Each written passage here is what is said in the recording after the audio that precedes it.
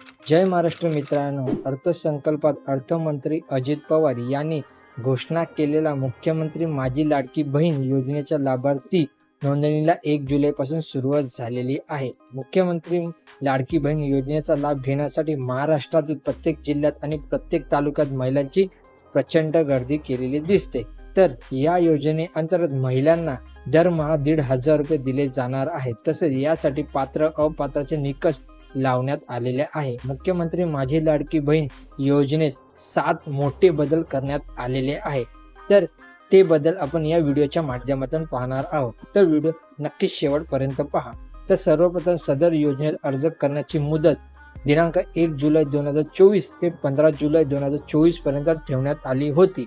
या दरम्यान सुधारणा करण्यात येत असून आता सदर मुदत 2 महिने वाढवण्यात येत असून ती 31 ऑगस्ट 2024 पर्यंत लाभार्थी महिलांना अर्ज करण्यात येईल. तसेच 31 ऑगस्ट 2024 पर्यंत अर्ज करण्यात आलेल्या लाभार्थी महिलांना 1 जुलै 2024 पासून दरमहा 1,500 रुपये आर्थिक लाभ देण्यात येणार आहे. दुसरा निर्णय आहे, या योजनेच्या पात्रतेमध्ये आदिवासी प्रमाणपत्र आवश्यक असल्याचे नमूद करण्यात आले होते.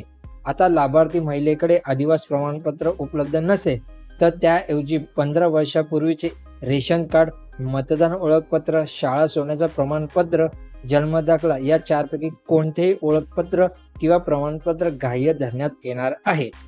तिसरा निर्णय आहे, सदर योजनेतून 5 एकर शेतीची अट वगळण्यात आलेली आहे.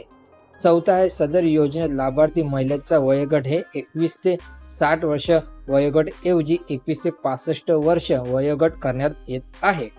पाचवा आहे, परराज्यात जन्म झालेल्या महिलेने महाराष्ट्र अधिवास असणाऱ्या पुरुषाबरोबर विवाह केला असेल तर अशा बाबतीत त्याच्या पतीचे जन्मदाखला, शाळा सोडण्याचे प्रमाणपत्र, अधिवास प्रमाणपत्र ग्राह्य धरण्यात येईल.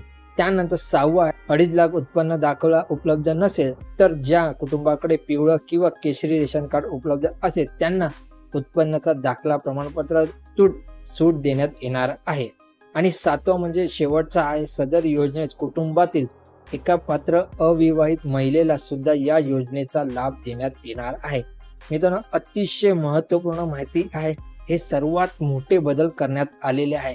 ज्यांनी कालपासून फॉर्म भरायला सुरुवात केली ते तर विचार करत होते की आम्ही जन्माचा दाखला कधी काढू किंवा आमच्याकडे रेशन कार्ड नाही तर काय करायचं. ते सर्व आता इथे चेंजेस केले गेलेले आहे. मित्रांनो, अतिशय महत्त्वपूर्ण माहिती आहे.